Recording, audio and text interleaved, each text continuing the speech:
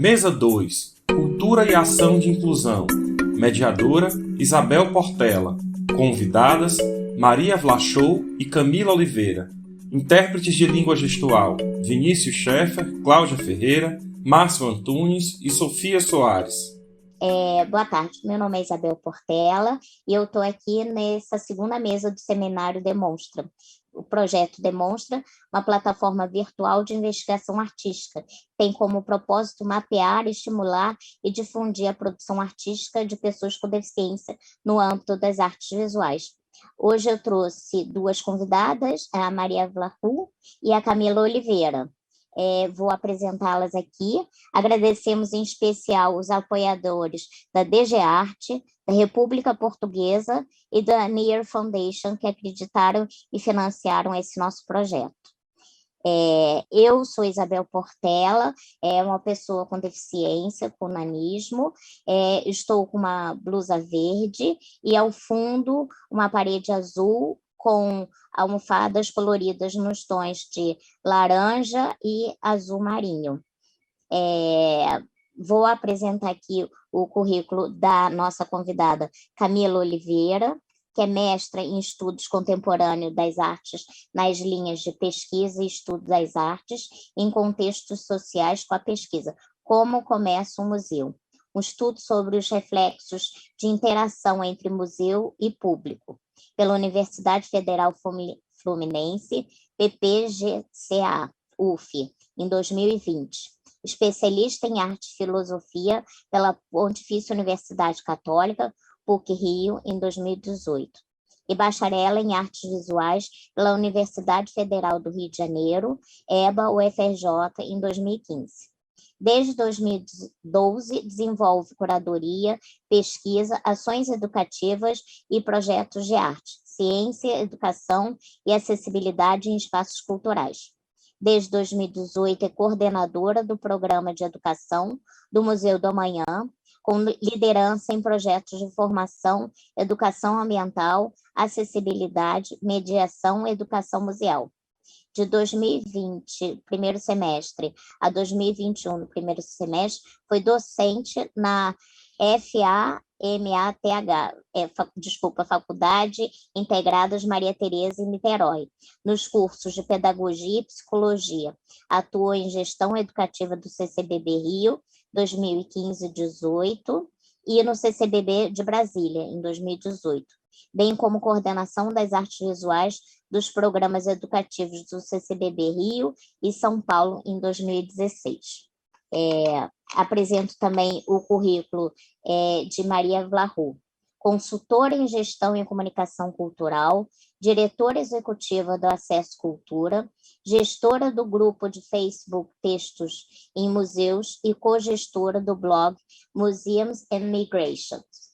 Foi diretora de comunicação de São Luís Teatro Municipal e responsável de comunicação do Pavilhão do Conhecimento. Fellow Internacional e membro ISPEA 2018 e 2020 e Fellow DeVos Instituto de Artes Manager do Kennedy Center em Washington, em 2011 e 2013. E mestre em museologia da University College London, em 94, com tese sobre o marketing de museus. Agradeço muito a participação de todos e passo a palavra para a Camila. Obrigada, Isabel. É um prazer estar aqui com vocês. Maria, é um prazer estar dividindo essa mesa com você. Eu sou uma mulher brasileira, de pele clara, tenho olhos castanhos, meu cabelo também é castanho, ele é longo. Eu estou usando uma blusa rosada, tenho um cordão de pedrinhas coloridas, em prata também. Atrás de mim tem alguns pôsteres, um deles de um artista chamado Caribé, e umas bolinhas em adesivo coladas próximo a esse pôster. Eu estou numa sala, a parede que está atrás de mim é uma parede de madeira. Bom, como Isabel apresentou, eu sou coordenadora atualmente do Programa de Educação do Museu do Amanhã, mas queria começar a minha fala contando um pouquinho do meu histórico e como foi o desenvolvimento nas práticas educativas, mas como esse processo se deu na acessibilidade. Tem um ponto muito importante nesse processo, que é entender as práticas a partir da diferença e não da padronização dos corpos. Então, todas as atividades que a gente tende a promover, se a gente parte do pressuposto de que os corpos podem ser identificados com informações muito objetivas, alguma coisa de errado tem nisso. Então, geralmente, eu aprendi muito nesse processo é que a gente parte da compreensão da diferença. Eu digo isso porque uma grande escola que eu tive foi, de fato, o CCBB. Eu trabalhei em outras instituições, mas o Centro Cultural do Banco do Brasil, aqui no Rio, foi a instituição em que eu estive por um período de tempo, por volta de 6 anos, e dentro dessa instituição foi a primeira vez que eu trabalhei com uma pessoa com deficiência. Junto à minha equipe, eu tive a oportunidade de trabalhar com a Camila Alves, que hoje é uma pesquisadora, é psicóloga também, mas a Camila tem uma pesquisa muito importante que parte do princípio da acessibilidade. Esse processo de desenvolvimento dessa pesquisa foi muito interessante de poder acompanhar, porque foi um trabalho feito muito coletivamente. E eu gostaria de contar um exemplo de uma situação em que a gente desenvolveu nesse processo, no momento de uma exposição em que a gente receberia. E a primeira pergunta, antes de pensar qualquer perspectiva ou qualquer iniciativa para o público, a gente precisou pensar o público interno, porque, afinal de contas, a gente tinha uma pessoa cega trabalhando numa exposição de arte, e nesse caso de instalações, pinturas, esculturas, e que muitas delas não era permitido tocar. Então, como a gente pensa o processo formativo de uma pessoa e como a gente pensa a recepção desses diferentes corpos. Então, a gente já daí parte da diferença. Na época, eu era do grupo de pesquisa em artes visuais e acessibilidade, e a Camila tinha comentado comigo, iniciado uma conversa sobre a sua pesquisa, em que ela falava sobre a importância de pensar a experiência estética para pessoas com deficiência e com pessoas com deficiência.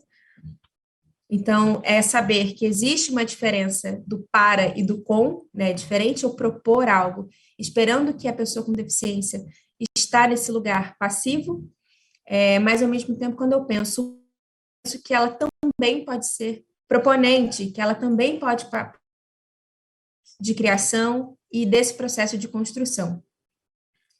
Bom, tínhamos uma formação de equipe antes da exposição abrir, eu era uma das responsáveis por essa formação, e fiquei responsável para pensar junto com a Camila essa formação de equipe. Tinha uma obra específica do Claes Oldenburg, que está inserido no movimento da pop art, e era uma vitrine de banana split, feita em cerâmica. Essa vitrine, ela estava fechada, com vidro, então, de fato, a gente não podia tocar.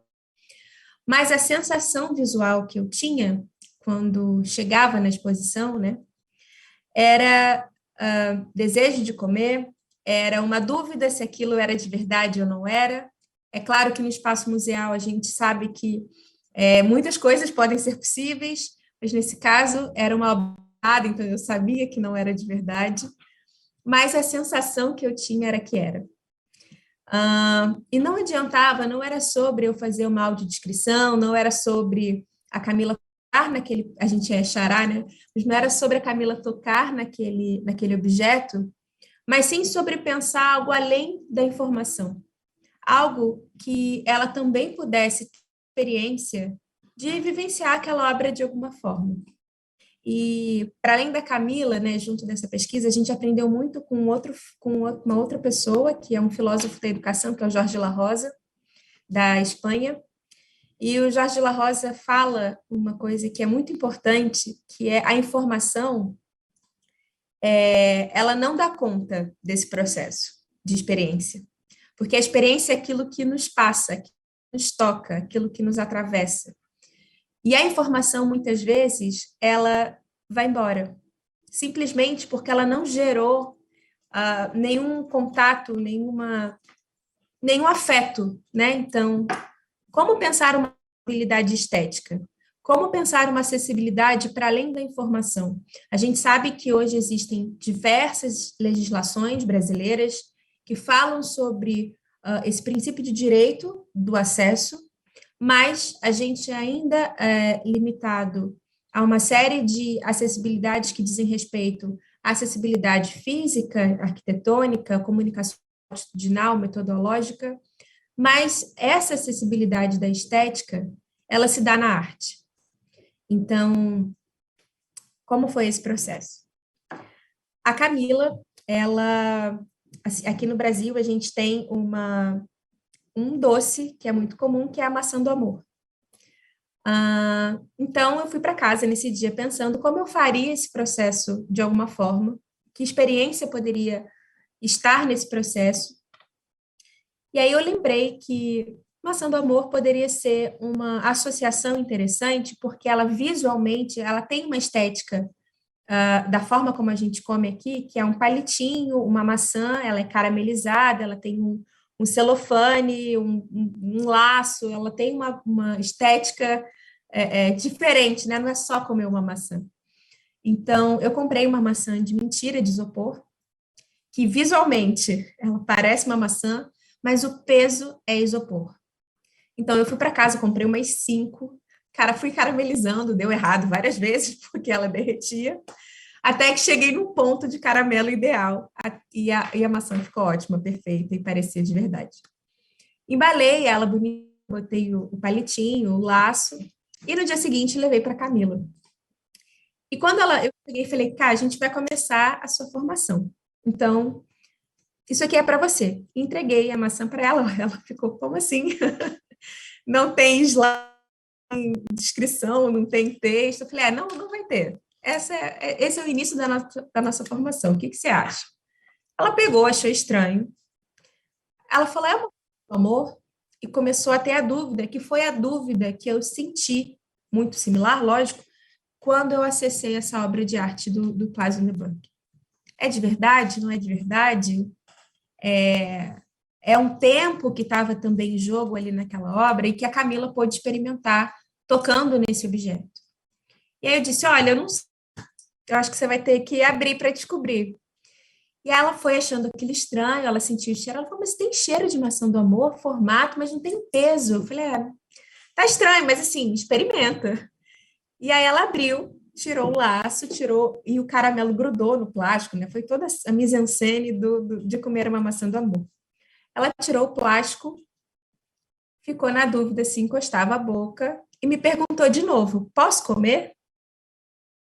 E aí, olha, essa você pode tocar, então fica à vontade. Se você sentir muita vontade, se for muito incontrolável, pode pegar. Ela encostou a língua, achou estranho porque era um gosto de verdade, porque quando eu caramelizei, eu botei gota de maçã, então o gosto da maçã estava ali. E ela foi experimentar e foi aquilo. Eu acho que eu vou morder. Olha, se você tá com essa vontade, quem sou eu para te impedir? Então, fica à vontade. E ela mordeu. Ela deve estar com isopor até hoje, isso foi em 2014. Mas, no fim das contas, a gente acabou brincando com isso, mas era isso. Quando a Camila mordeu, ela ficou com raiva porque ela comeu isopor, né? Não comeu, mas mordeu. Mas ela falou, entendi, você está falando do Klaus Lindbergh. Isso é a pop art nesse contexto. Foi uma produção de desejo, foi uma produção de idade, foi uma produção de consumo, porque o que entrou em jogo ali era esse desejo, mas ao mesmo tempo se aquilo era real, se não era, se era falso, se não era, o que não valia a pena. Tinha vários quesitos conceituais que estavam em jogo naquela obra. de arte, né? E não necessariamente só no objeto, mas o objeto foi uma proposição de experiência. Esse processo ele foi muito importante de criação e também de muitas conversas com a Camila sobre a pesquisa que ela estava propondo, é que a gente fez isso com diferentes públicos, não só com pessoas com deficiência visual. E foi muito interessante, claro, isso deu um trabalho danado, porque a gente ficou fazendo com todas as visitas mediadas, mas era sobre isso, era sobre pensar a experiência do público, não pela informação. A gente foi propondo outras experiências, como uma caixa sonora, em que a gente percebeu com pessoas autistas que talvez pudesse ser uma questão, e a gente viu pessoas lidando de uma forma absolutamente não esperada, até pela própria família. A própria família colocava aquela pessoa numa situação de não possibilidade, e a gente percebeu que, às vezes, esse pré-estabelecimento de que aquele corpo não pode experimentar, não pode acessar, não vai conseguir, não vai fazer, não é capaz, limita e delimita onde ele vai. Então, essas proposições educativas, e é muito significativo que a gente fale dessas proposições em instituições culturais, porque a gente está falando justamente de instituições que detêm ser absolutamente democráticas ou absolutamente excludentes. A gente trabalha nessa dualidade. Desde então, eu fui muito com um processo de pesquisa, de teoria, mas de muita prática e de muita experiência no sentido de considerar quem eram os visitantes que estavam ali e quem eram as pessoas a quem eu recorria e quem eram as pessoas a quem a gente também buscava para fazer as formações de equipe e também, ao mesmo tempo, com os grupos que a gente recebia. Partindo desse processo de criação, processo que é muito importante quando a gente fala dessa democratização, que é como esses grupos chegam. Porque não é sobre eu ter um objeto ou eu ter uma só pensa acessibilidade. Isso já é raro, mas pensar acessibilidade ou praticidade com pessoas com deficiência é um passo, mas ele é um passo diante dessa estrutura de atendimento a esses públicos. Porque, a priori, muitos desses grupos consideram que esses espaços não são acessíveis.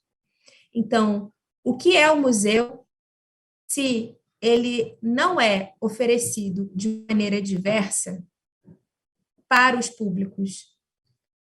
O museu, se ele só tem uma história única do que ele oferece. E aí digo de Chimamanda, quando fala sobre o perigo da história única.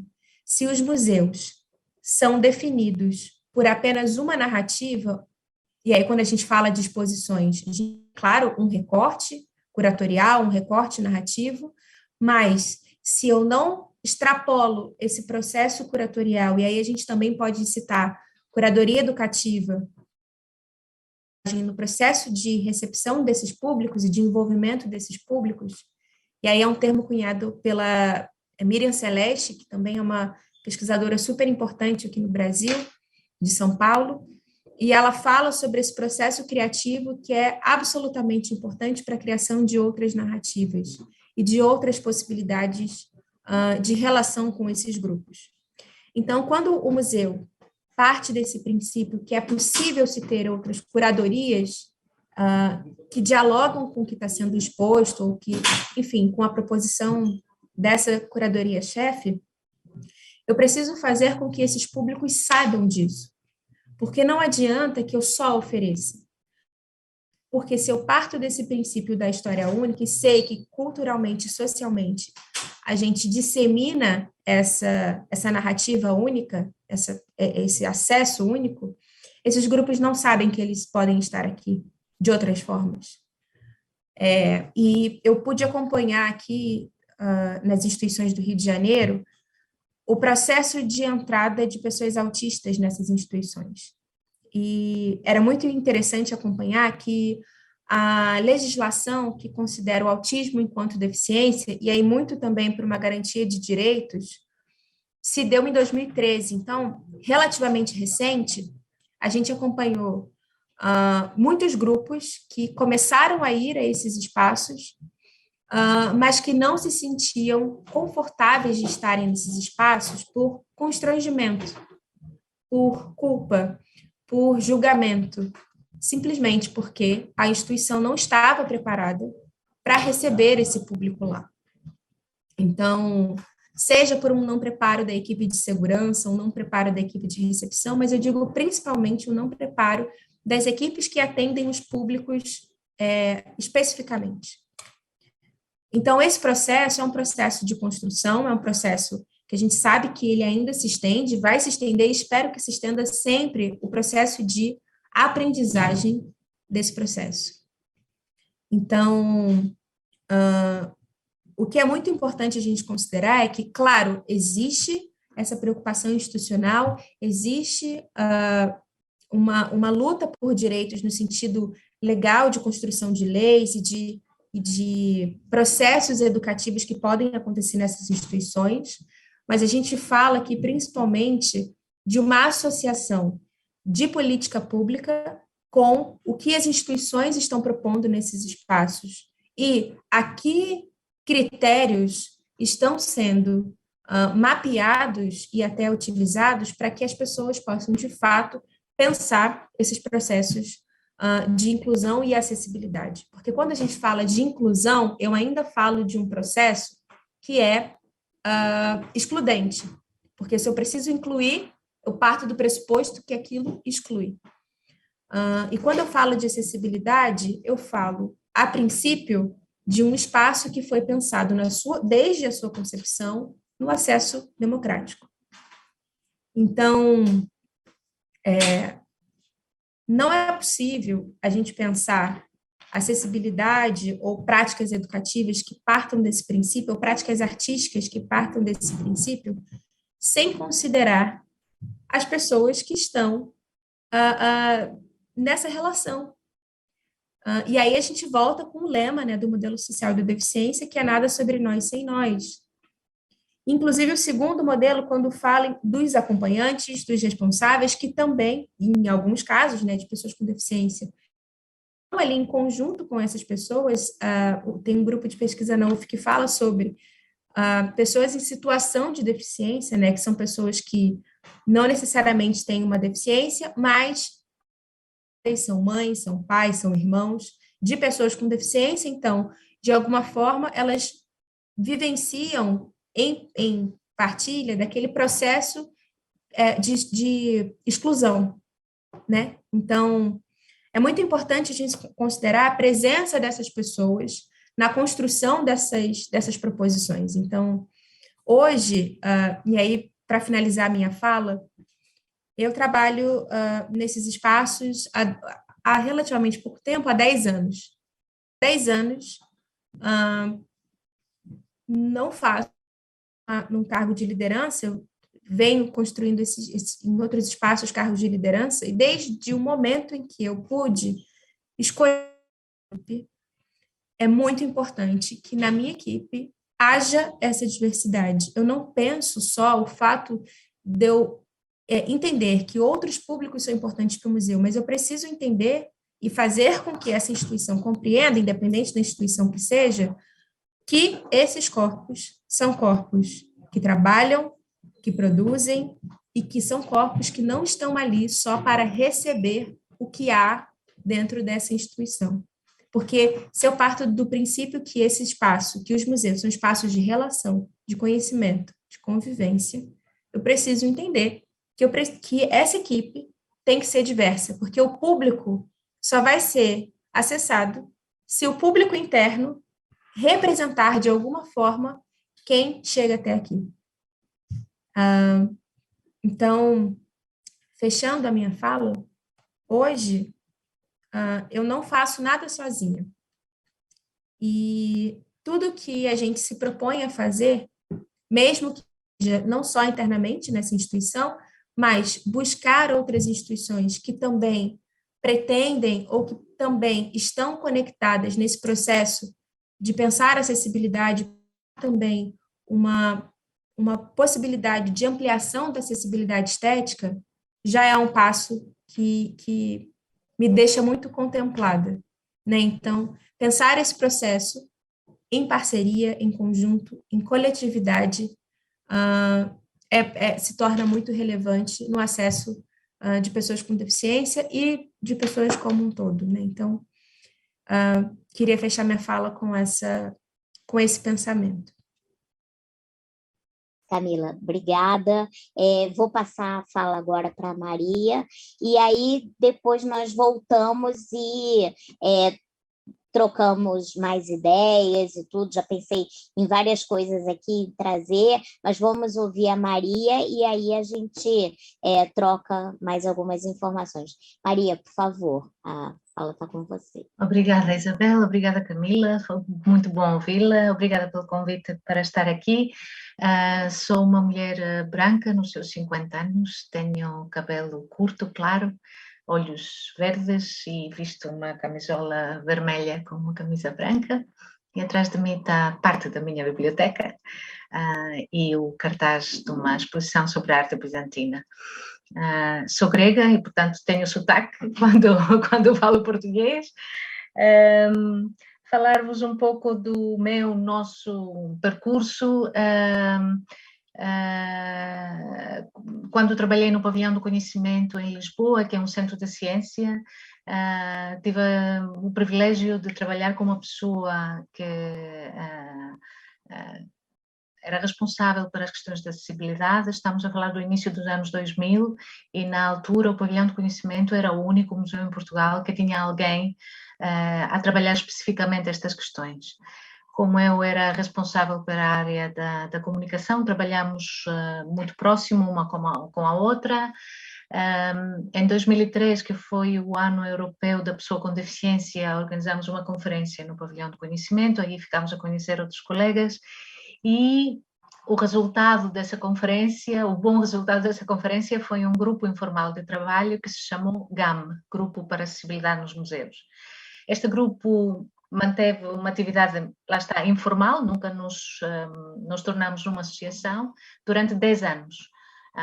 Reuníamos uma vez por mês, organizávamos um seminário todos os anos, tínhamos a oportunidade de estar juntos, trocar impressões, ouvir pessoas com mais experiência, até que chegou um momento em que percebemos que as questões que nós estávamos a abordar não diziam respeito apenas aos museus, mas também a outras áreas do setor cultural, e percebemos isso porque outros colegas começaram a entrar em contacto connosco, e percebemos também que o facto de sermos um grupo informal nos limitava de alguma forma, não existir como uma associação limitava aquilo que poderíamos fazer. Então, em 2013, criámos a Acesso Cultura, e a Acesso Cultura é uma associação cultural sem fins lucrativos, cujos membros são pessoas que trabalham no setor cultural e também entidades culturais, o Teatro Nacional, museus, companhias de dança, etc. E ainda outras pessoas que, não trabalhando no setor cultural, estão interessados nestas questões e querem apoiar o nosso trabalho. A missão da nossa associação é promover o acesso físico, social e intelectual à participação cultural. Dizemos participação cultural porque não nos interessa apenas a relação tradicional entre uma instituição cultural formal e o chamado público, interessa-nos também a cultura que se faz fora dos espaços formais, interessa-nos também a possibilidade e as oportunidades que qualquer pessoa possa ter para considerar uma carreira no setor cultural, inclusivamente para ser artista. Portanto, interessam-nos todas estas formas diferentes, mais e menos formais, amadores, profissionais, de nos relacionarmos com o setor cultural. Recentemente tivemos a oportunidade de pensar com os nossos associados os nossos valores e fazer uma revisão da nossa visão como associação, e aquilo que esperamos poder estar a contribuir é para uma sociedade mais curiosa, mais inclusiva, na qual qualquer pessoa possa sonhar, possa ter oportunidades para participar e possa ser o melhor que puder. Procuramos cumprir esta nossa missão através de muitas sessões, formações, capacitação para quem trabalha no setor cultural. Fazemos debates públicos que acontecem no mesmo dia, mesma hora, em diferentes cidades de Portugal, sem tecnologia, sem nada, pessoas que se sentam assim em círculo e conversam. Fazemos uma conferência anual em outubro, fazemos bastante consultoria para organizações culturais, temos algumas publicações que estão disponíveis no nosso website, e temos também um website que se chama Cultura Acessível, e aí reunimos informação sobre a programação cultural acessível em Portugal. E aí as pessoas interessadas podem encontrar informações sobre a programação cultural com audiodescrição, com materiais táteis, com língua gestual, com legendagem, sessões descontraídas. São os diferentes serviços que vemos agora ser aplicados ou introduzidos em instituições culturais portuguesas. Temos alguns princípios, diria eu, naquilo que é a nossa forma de pensar estas questões e de atuar. Evitamos a todo custo falar de pessoas especiais, para quem fazemos coisas especiais, em dias especiais. Todas as pessoas são especiais e interessa-nos que possam ter oportunidades para participar. Procuramos também promover a autonomia das pessoas, ou seja, que a sua relação com a cultura não seja apenas através das instituições, mas também individualmente, com a família, com amigos, e não apenas em grupos organizados. E depois não chegamos a um ponto em que não estamos contentes com melhor do que nada. O setor cultural deve ser ambicioso, deve ser consciente, deve estar consciente das suas responsabilidades perante qualquer pessoa, e por isso todas as pessoas merecem o nosso melhor e não há melhor do que nada. Pensando naquilo que foram, porque a associação já tem 9 anos, várias vezes pensamos no que tem acontecido nestes 9 anos e antes destes 9 anos. Podemos dizer que existe no setor cultural português uma maior consciência em relação às responsabilidades, em relação ao que significa acesso, o que significa realmente inclusão, e portanto, sente-se agora que isto faz parte do pensamento e do léxico de muitas das pessoas que trabalham neste setor. Assim, se considerarmos os desenvolvimentos dos últimos 10 anos, podemos dizer que houve muitos e grandes desenvolvimentos.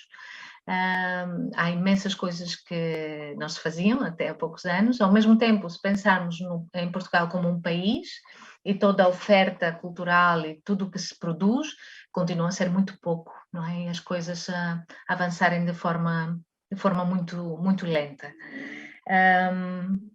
Pensamos algumas das nossas prioridades nesta fase, ou alguns dos desenvolvimentos que acho que valeria a pena mencionar aqui. Primeiro dizer que preocupa-nos muito a questão das escolas artísticas de ensino superior, que sabemos, porque pessoas com deficiência, ou pessoas surdas, pessoas neurodivergentes, no passado entraram em contato com estas escolas interessadas em se formar para ser atores, não é? Ou músicos, ou bailarinos, e em muitos casos a resposta era negativa. Ou mesmo quando não era negativa, sentia-se que aqueles espaços, aquele corpo docente não estavam preparados para receber, incluir pessoas que não cabiam num padrão, não é? numa espécie de norma. Isto preocupa-nos porque isto significa que perdemos imenso talento, perdemos mentes brilhantes e queríamos que as pessoas tivessem realmente condições para serem o que quiserem na vida. Portanto, este é um dos grandes objetivos para nós e para outras instituições com as quais colaboramos neste momento. Um outro passo importante foi dado há poucas semanas, quando, com a ajuda de diversos organismos públicos, como direções regionais da cultura, o país tem diferentes direções regionais para a cultura, e de 2 municípios reunimos o dinheiro necessário para formar mais 9 audiodescritores em Portugal, porque são muito poucos, sobretudo na zona de Lisboa, e nós sentimos a necessidade de formar mais pessoas noutros pontos do país. Este curso, que será um curso extenso e de 80 horas, começou há 2 semanas, a primeira parte, e a segunda parte será em julho, em Lisboa. E é algo que nos deixa muito contentes, o facto de termos conseguido, e é um bocadinho também aquilo que a Camila dizia há pouco, não fazemos as coisas sozinhos, não é? E este projeto específico mostra como diferentes entidades podem juntar-se para uma causa que lhes é comum. Que mais vos posso dizer? Também, e porque este projeto de mostra recebeu o apoio da Direção-Geral das Artes em Portugal, este também foi um passo importante no ano passado, 2020 aliás, em que a Direção-Geral das Artes considerou uma linha de financiamento específica para apoiar o trabalho de artistas com deficiência e também para ajudar na implementação, na inclusão de recursos de acessibilidade nas produções. Recentemente também tivemos uma mostra de cinema em Lisboa, onde a nossa associação foi consultora para a área de acessibilidades, e foi a primeira mostra que incluía recursos de acessibilidade para todos os filmes que foram apresentados. Normalmente saberão também como é nestas ocasiões, escolhe-se um outro filme e é aquilo que as pessoas têm a oportunidade de ver. Aqui não, aqui as pessoas tinham a escolha. Todos os filmes estavam legendados, tinham interpretação em língua gestual portuguesa e tinham audiodescrição, e houve também sessões descontraídas. E, portanto, é um passo também importante que foi dado. E ainda o último, talvez, mas como diziam os ingleses, last but not least, o curso de formação de atores surdos, que começou em janeiro, no Teatro Nacional Dona Maria II, em Lisboa, uma iniciativa de uma estrutura, uma associação cultural que se chama Terra Amarela. Temos 15 pessoas surdas que ou já têm experiência como atores ou não, e que têm a oportunidade agora de concretizar o seu sonho. Estamos muito ansiosos para ver e para conhecer o seu trabalho, esperamos em breve. Portanto, sim, diria que é isso que queria partilhar convosco nesta primeira fase. Que bom, Maria. Então, nesse primeiro momento, a gente teve um pouco da experiência da Camila, da sua dentro do campo da acessibilidade a nível mais nacional, né? Você veio trazendo ações que foram pautadas ao longo dos anos. No Brasil, né, Camila, a gente tem relativamente pouco tempo que a gente vem tratando questões da acessibilidade mesmo institucionalmente. Eu participei no Brasil, nós tivemos um programa que acho que foi bastante importante para a área de educação museal, que se chama o PENEM, que é o Programa Nacional de Educação Museal. E eu estive à frente desse programa, tiveram vários setores, eu estava à frente do campo da acessibilidade, né? E aí, se colocar, redigir um programa e que fala e que trata assim do que são as atividades de um museu tem, aonde entra a ação educativa do museu, que é uma dos pilares, né, museológicos, são as ações educativas, e estar incluída a acessibilidade foi um marco importante para que, de alguma maneira, as instituições, mesmo as menores possíveis, a gente, hoje em dia, pelo censo museológico, a gente tem mais de 3.500 museus, é uma quantidade muito grande de espaços museológicos, né? A gente tem um cadastro, e nesse cadastro a gente tem renovação anual, isso tudo é o IBRAM, né, que vai cadastrando, vai fazendo, né? A Camila vem de uma unidade que não pertence ao IBRAM, que é a Camila explica um pouco, né? Mas é uma OS que está dentro no Rio de Janeiro, e aí ela vem desenvolvendo projetos. Hoje agora a gente também está em parceria num projeto que a gente vai iniciar e que eu estou assim muito, muito feliz. Em o Museu da República, eu estou também um espaço, uma casa de 1858, ela vem construída, foi o museu, depois veio ser a sede da República, e aí a gente está desenvolvendo essa ação.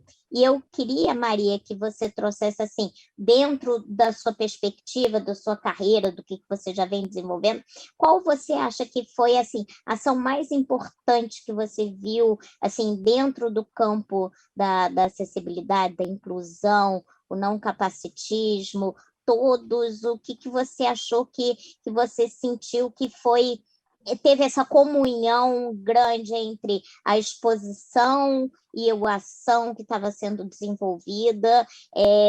Conta um pouquinho dessa sua experiência na ação, ou se você não teve esse trabalho direto, desenvolveu na parte de criação, que você trouxesse um pouco da experiência do que você viu que foi desenvolvido.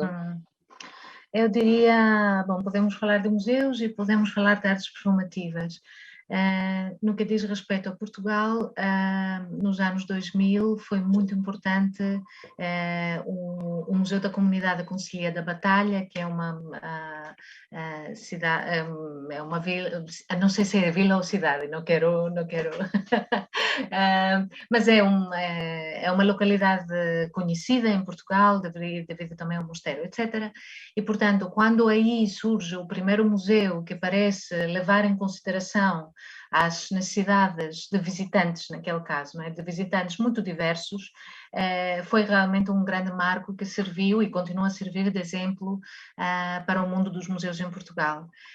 Foi um dos primeiros, depois não houve muito mais dentro desse conceito do museu que se desenvolve a pensar nas necessidades de diferentes pessoas, não é? Houve mais, talvez, iniciativas pontuais, em vez de algo que está pensado de raiz para considerar, para ser um espaço acolhedor e inclusivo para pessoas diferentes. Mais tarde abriu também o Museu de Leiria, uma outra cidade em Portugal que também leva estas questões em consideração.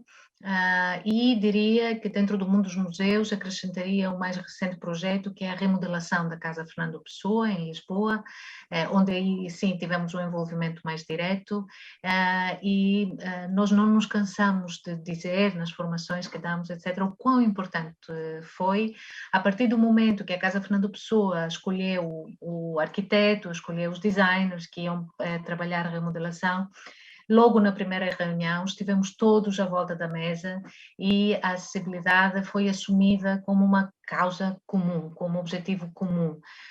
Não era, como dizer, algo à parte, algo que seria pensado no fim, algo que só interessava aos consultores de acessibilidade e não aos restantes profissionais envolvidos.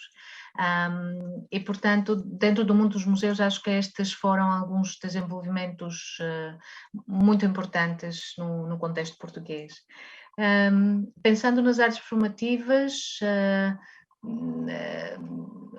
iria referir talvez 2, 3 exemplos diferentes. Primeiro, todo o trabalho desenvolvido pelo Teatro Nacional Dona Maria II em Lisboa, que é um trabalho que se vai fazendo nos últimos anos, não para, é uma avaliação constante, há um diagnóstico, não se faz tudo no mesmo momento, mas faz algo e depois sabemos qual é o passo seguinte a dar, e portanto é um trabalho bastante consistente, e vê-se depois como, quando isto faz parte da forma de estar e de pensar de uma equipa, vem depois, por exemplo, um novo diretor artístico e não há forma de fugir, vai ficar contaminado, não é? E de repente vem uma nova pessoa na equipa, até uma pessoa com responsabilidades de programação, etc., e é impossível fugir e não pensar nestas questões ou dizer que não são importantes. Depois, dentro daquilo, em relação àquilo que é também o próprio trabalho artístico e criativo, iria destacar uma peça que se chama Calígula Morreu Eu Não, estreou no ano passado, no verão de 2021, e foi uma coprodução do nosso Teatro Nacional Dona Maria II e do Centro Dramático Nacional de Madrid, e ainda de uma associação cultural que é a Terra Amarela. Quem teve o grande privilégio de ver esta peça viu no palco toda a diversidade do mundo, de uma forma natural. Não se tratava de uma peça que envolvia personagens com deficiência ou personagens surdos, simplesmente aquelas pessoas que víamos no palco eram os atores que passaram por uma audição e o encenador considerou que era com aqueles artistas, com aqueles atores que queria trabalhar. Foi muito importante no contexto português que quando se fez o anúncio do casting para esta peça, ficou claro que procuravam atores com e sem deficiência. Isto foi dito de forma clara, porque se não for dito, os artistas com deficiência não vão aparecer. Têm tantas experiências de rejeição e de exclusão que acham que não vale a pena. E, portanto, foi uma coisa parece quase um detalhe, mas no seguimento dessa afirmação, estamos à procura de atores com e sem deficiência, apareceram 40 pessoas em Portugal, que não conhecíamos, grande parte deles. Nunca os tínhamos visto, não tínhamos ideia do seu trabalho. Em Portugal apareceram 400, e isto também diz algo em relação à forma como se trabalham estas questões nos dois países. Mas sinto que temos aqui também algumas referências que até, porque falei bastante no contexto português, mas temos também a sorte e o privilégio de fazer parte de um cluster europeu que reúne várias pessoas e entidades que trabalham chamadas Disability Arts, e sabemos que em alguns casos até Portugal, um país pequeno, tem para apresentar alguns bons exemplos e alguns progressos muito importantes naquilo que é a participação cultural. Nossa, que maravilha. Eu queria passar para Camila, né, assim, que eu entendo, eu acompanho o trabalho, né, do CCBB e vi toda essa, né, quando você falou da história da maçã, desse provocar um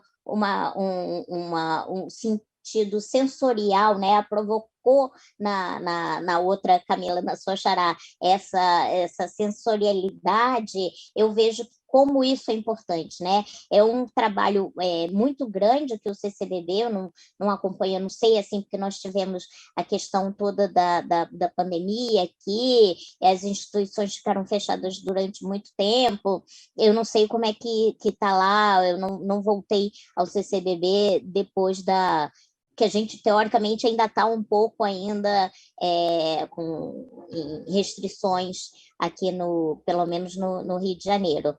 Mas eu não sei, assim, e esse processo que você trouxe de trazer sensorialidade, isso é muito importante, né? Trazer, excluindo, porque a gente tende a ter qualquer contato com a obra de arte, principalmente as visuais, pelo olho, né? O olhar que atrai. Então, a gente exercer no visitante os outros sentidos, o como isso é importante, né?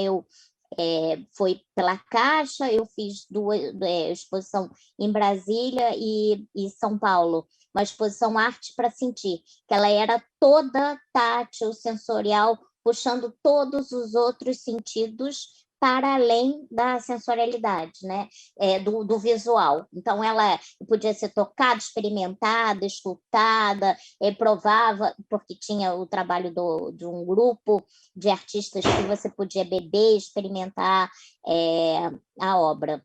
Eu queria, Camila, que você trouxesse um pouco assim, como você entende que o trabalho hoje que você está desenvolvendo pelo Museu do Amanhã, você entende essas outras questões sensoriais e que você tem incluído isso no seu trabalho que você está desenvolvendo.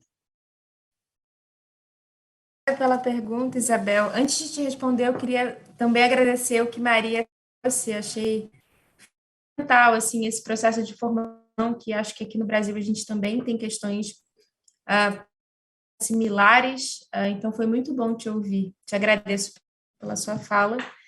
E essa pergunta que você trouxe, Isabel, eu acho fundamental e foi, inclusive, uma das perguntas que me faziam quando eu vim para o museu.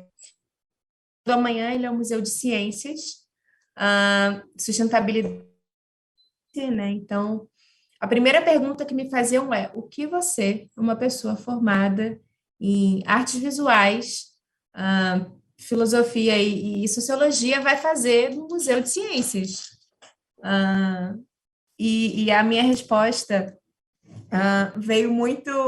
vinha muito direta, mas ela veio até um pouco mais intensificada quando eu fiz o meu mestrado, porque nesse processo, que é essa pesquisa do Como Começa o Museu, que inclusive vai virar livro agora nesse ano, é justamente entender que a arte, ela perpassa, ela não é limitada a uma obra ou a uma... Não é, a arte, ela é relacional também. Então, eu posso falar de questões relacionadas à ciência, à sustentabilidade, enfim, a diferentes assuntos com a arte. Então, esse processo de experiência estética, parte do meu estudo e da minha pesquisa em arte. Então, vou dar um exemplo, assim, tem um programa que a gente desenvolve aqui no Museu do Amanhã, que são as visitas cognitivas sensoriais. Tem uma coisa que você trouxe, Isabel, na sua pergunta, sobre essa sensorialidade, né? E é muito comum a gente ver perspectivas de acessibilidade. E aí, quando eu digo que a pessoa ela não enxerga, né, ela tem alguma deficiência visual, eu parto que, bom, então agora ela vai ter que ter uma experiência de cheiro, ou de escuta, ou de tato. Mas, em muitos casos, essas traduções, e muito entre aspas, são feitas não considerando essas outras sensorialidades, mas tentando traduzir a visualidade para o tato, e aí não funciona. Um exemplo, eu vi uma vez uma placa tátil, e essa placa era o rosto, e era uma obra do Picasso. Não passava nada. Percebe ali, são algumas formas geométricas, mas essa questão de tridimensionalidade que o Picasso fez em muitos dos seus retratos não está na ordem do tato. Só, né, nesse sentido, nesse objeto específico, né, que era um objeto 2D e você tinha um baixo relevo ali que fazia as formas que o Picasso usou. No sentido de compreender quais foram as formas usadas, ok, sim, mas no sentido de compreender essa lógica que o Picasso colocava nas suas telas, não era possível de pensar essa experiência. Então, pensar a sensorialidade não é também suficiente. É lógico que aí a gente vai sempre chegar a insuficiências, e o discurso não é esse, mas é pensar nas possibilidades que a gente tem de desdobramento da acessibilidade. Então, audiodescrição é muito importante, piso podotátil, muito importante, videolibras, muito importante, são já aspectos que estão ali legitimados, eu não posso parar neles. E quando eu coloco a arte nesse lugar, eu coloco a arte justamente no sentido de fazer com que não há um limite ou um padrão para criar.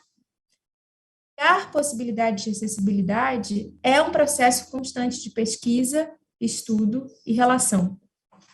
Então, as cognitivas, que é esse exemplo de visita que eu estou trazendo aqui, a gente chama, inclusive, de visitas cognitivas sensoriais, justamente porque eu não considero só uma tradução, né, mas um processo experimental naquele conteúdo específico. Então, a gente criou para essas visitas, que é direcionada principalmente para pessoas que tenham algum transtorno do neurodesenvolvimento, ou pessoas com alguma deficiência intelectual, ou pessoas com síndrome de Down, enfim, algumas dessas características, mas também a gente acaba por receber outras pessoas para fazer esse formato de visita.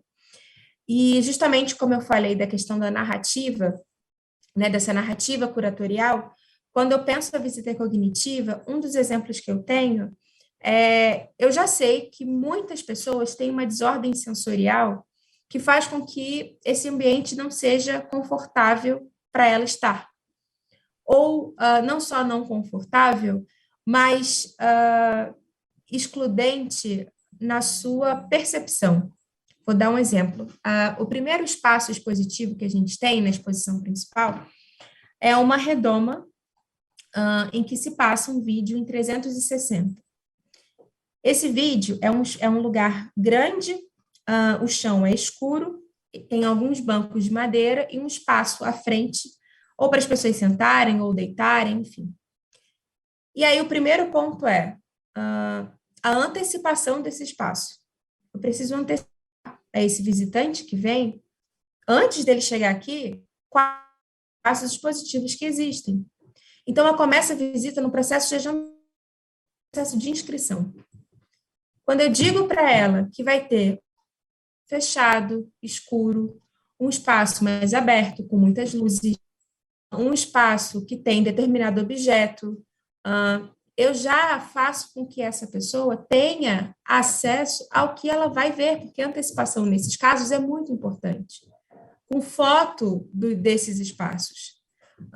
E aí, esse processo anterior à chegada.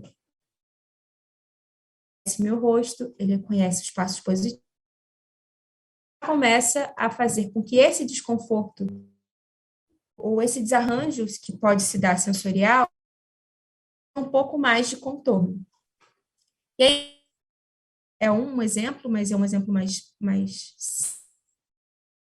Mas quando a gente entra nesse espaço que é essa redoma de vídeos, 9 minutos, enfim, todas tem o seu som diminuído e a luminosidade. E a gente usa objetos mediadores. O que seriam mediadores? Objetos que, de alguma forma, facilitam ou produzem experiência ou conteúdo para aquele processo. No Cosmos, que é o nome desse primeiro espaço, a gente produziu as Lumicosmos, que são lanternas feitas com uma luz de LED, um fio de LED, coloridas, cada uma tem uma cor, mas que se associa ao desenho que foi feito nessa luz.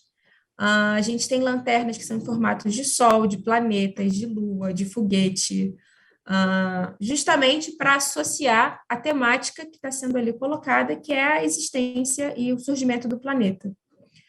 Então, essas luzes ajudam muito esse processo de aproximação daquele espaço e de entender qual é o limite daquele espaço, onde está o chão daquele espaço, onde eu posso me aproximar daquele espaço.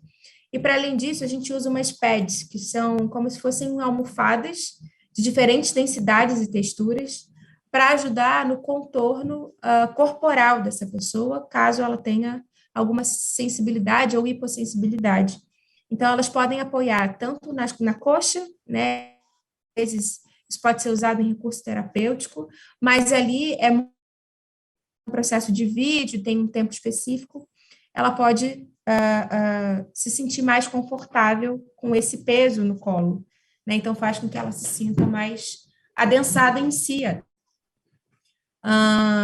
Também nesse processo do Cosmos, eu estou de uma. Isso vai, a cada espaço, a gente com um objeto específico para cada momento. A gente também tem algumas poltronas que são transparentes, delas tem pequenos brilhos que, quando a luz do cosmos bate, fazem arcos de cor. Então, visualmente, já que foco que para muitas crianças é difícil, adultos, é difícil de associar. Então, aquela almofada, aquele sentar, pensar o conforto corporal dessa pessoa também é importante para a aproximação dos conteúdos. Então, quando a gente fala da cognitiva sensorial, eu estou pensando a corpo, para além do reconhecimento conteudista, mas a sensorialidade desse corpo no conforto que ele vai ter nesse processo de visitação. Então, as cognitivas, exemplos assim, de pensar tanto o processo de narrativa curatorial para que essa pessoa possa ter acesso às discussões que estão sendo ali colocadas, como, por exemplo, quando a gente vai para um cubo que tem aqui expográfico da vida, onde a gente apresenta o ecossistema da Baía de Guanabara, fala um pouco sobre a relação dos humanos com essa vida que vive aqui próximo à Baía. O museu ele é localizado, na verdade, dentro da Baía de Guanabara, né, ele é localizado num pier, no centro da cidade. Então, a gente também faz essas relações com a biodiversidade. E aí, nesse processo, a gente tem um mobiliário que é investigativo, em que a gente tem diferentes objetos que se associam às imagens que estão nesse cubo, às espécies que estão nesse cubo. A gente tem diferentes instrumentos musicais também para fazer associações ao som desses animais ou ao som desse ambiente. Então, por exemplo, a gente tem o pau de chuva, a gente tem, que é um objeto em que a gente toca ele, e ele é feito por vira ele tem um barulhinho de chuva. A gente tem um trovão, que também é um outro instrumento musical, quando você sacode, ele faz o som de trovão, então a gente também brinca um pouco com essa relação dos pais. Então, é pensar que formatos vou utilizar dentro desses objetos mediadores para apoiar essa relação que vai ser estabelecida ali na visita. Eu acho que esse é um dos exemplos, assim, Isabel, de característica de acessibilidade que a gente vem implementando no museu, mas não termina aí, né? A gente vem pensando outros projetos, como o Museu em Libras, que parte da língua de sinais e não do conceito em si. Então, quando a gente fala de antropoceno, por exemplo, que é um termo que para muitas pessoas não é um termo conhecido, mas que hoje a gente vive as emergências climáticas, então é importante que a gente faça com que esse termo seja conhecido. Se em português ele já não é tão acessível de compreensão, imagina em Libras. Né? Quantas pessoas conhecem o sinal de antropoceno? Do que a gente está falando? Então, partir uma atividade da língua e fazer com que esse conceito seja compreendido e acessado através da língua, também é uma forma da gente associar o que a gente está falando aqui dentro. E aí, por último, só para fechar esse processo, a gente, esse ano, vai implementar um projeto que é justamente em parceria com o Museu da República, que é o Entre Museus Acessíveis, que é um projeto de democratização do acesso, no caso, voltado especificamente para pessoas cegas e pessoas surdas, ou pessoas com deficiência visual, né, baixa visão. E nesse processo, a ideia é que a gente pense tanto a acessibilidade dentro do Museu do Amanhã, como dentro do Museu da República, mas mais do que isso, a acessibilidade na rua. A que acessos essas pessoas têm? Não é sobre ter um ônibus que pega esse grupo e leva para o museu, leva para a instituição, ou leva para um ponto específico, ou que depois leva para o museu parceiro. É sobre pensar formatos de ocupação da cidade, porque a cidade também é um direito. A cidade também tem história que não é acessada necessariamente para esses grupos. Porque quantas iniciativas a gente começa a imaginar para fora das instituições? Então, a gente vai, nesse projeto, fazer sempre uma semana, às quartas-feiras, no Museu da República, às sextas, no Museu do Amanhã, e uma vez por mês, a gente vai oferecer para esses grupos uma visita do Museu do Amanhã ao Museu da República de bicicleta. E também pensar uma mobilidade da qual não é óbvia quando a gente fala de pessoas, no caso, pessoas cegas ou pessoas com baixa visão. Quantas pessoas a gente conhece que sabem que andar de bicicleta é possível, né, enquanto uma pessoa cega? Então, isso existe, né? Então, por que não fazer um projeto que essa experiência possa ser vivida, né? E nesse formato de visita, a gente vai entender também o museu, a cidade como um museu a céu aberto, porque a cidade também tem muita história. Só para contextualizar, o Museu do Amanhã, como eu disse, é um museu de ciências e um museu de história. O caminho entre eles é a Baía de Guanabara e as construções históricas e arquitetônicas da cidade. Então, entre história e ciência nesse percurso também. Então, a gente está falando de eixos curatoriais de dois museus que estão em bairros diferentes da cidade. Né? O museu está no Museu do Amanhã no centro, o Museu da República no Catete, e entre eles há esse eixo curatorial na rua. Então, esse é o ponto, assim, como a gente extrapola também, né, o nosso processo de acessibilidade e a nossa construção junto a essas pessoas. A gente tem o Bruno, que é um educador surdo, e a Eduarda, que é uma educadora cega, mas eles não estão aqui limitados a esse layout, né? É um educador surdo ou um educador cego. É importante que a gente fale enquanto identidade, mas a Eduarda é bióloga, o Bruno é pedagogo, e eles estão aqui nesse processo dentro das suas formações. Então, é esse o processo também que a gente precisa começar, na verdade, já deveria ter começado, mas começar a compreender de uma maneira mais óbvia, né? Que muitas vezes não é. Então, é isso, Isabel. Desculpa a extensão na fala, mas... Foi ótimo. Exato, né? A gente está desenvolvendo, né? Semana passada nós tivemos, a Duda e a Camila foram lá no museu, o Museu da República, além do prédio histórico, tem um jardim de 12 mil metros quadrados, tem uma vegetação, tem árvores e uma série, aí a gente foi discutindo até um percurso biológico ali, pelas plantas e pelo caminho, e foi um processo muito aberto da gente criando esses roteiros dessas visitas e vendo os objetos do museu, como é que a gente traçaria esses percursos. Isso tudo vai ser um projeto, né, muito instigante, tanto para o Museu da República, espero vocês, imaginar esse percurso, né, que liga esse caminho, né, pela cidade, que liga o Museu do Amanhã ao Museu da República, e imaginar a cidade também como o que a gente vive. Para mim, que sou deficiente física, a cidade é um modo de estar nela. Às vezes eu sofro mais ou menos, porque tem toda uma mobilidade que a gente está discutindo ali também. Então, isso tudo vai ser muito importante. E que a gente pode ver hoje, né, com essas duas falas, tanto da Camila quanto da Maria, o quanto a gente está caminhando, o quanto a gente já caminhou em termos de acessibilidade, de inclusão dentro dos espaços, e o quanto a gente ainda tem a caminhar, né? Nós temos vários exemplos de ações, de inclusões.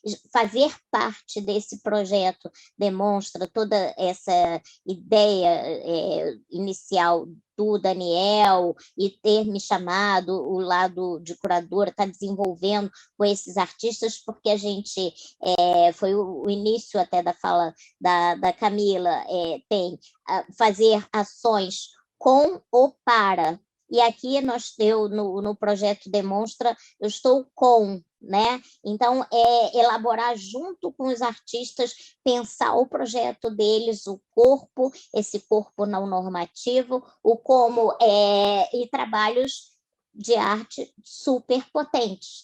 Então, trazer esses artistas e entender que em outros projetos, outras residências que eles já tiveram, mas nesses são todas pessoas que estão tratando esse corpo, e um corpo com deficiência. A gente olhar para isso dentro dessa residência, essa fala e nesse seminário é muito importante, porque a gente está falando com artistas com deficiência. A gente tem, eu como pessoa com deficiência que trabalho em museus, eu estou sempre olhando como a gente está falando, para quem, e eu sempre sendo incluída também nisso. Então, eu tenho, né, assim, a gente usa muito aqui no Brasil, o Nada para Nós Sem Nós, o como isso é importante, porque não adianta vir alguém, faz um projeto e simplesmente coloca o projeto e a gente tem que colocar ele para funcionar. Então, com pessoas com deficiência, o que a gente chama nos consultores ou para a gente está ali vendo, entendendo como esse projeto está sendo colocado e como é que ele vai funcionar. Então, o entendimento da acessibilidade, eu acho que ao longo do tempo vem mudando, a gente sente que essa perspectiva das ações, o quanto elas são importantes para as instituições e que elas não estão fazendo isso como um simples critério de avaliação. Elas, hoje em dia, todas as instituições têm um entendimento que não tem mais possibilidade em que isso não exista e que isso não aconteça. Então, eu acho que isso é o grande diferencial que a gente sente também pela fala da Maria, que as instituições em Portugal também entendem dessa forma, e aqui nós também no Brasil. Eu agradeço muito a participação da Camila, da Maria Vlachou. Se vocês tiverem mais alguma coisa que queiram colocar, falar, e, nossa, muito obrigada às duas por falas tão potentes e tão importantes para esse mundo que a gente está vivendo, cultural e da acessibilidade. Obrigada.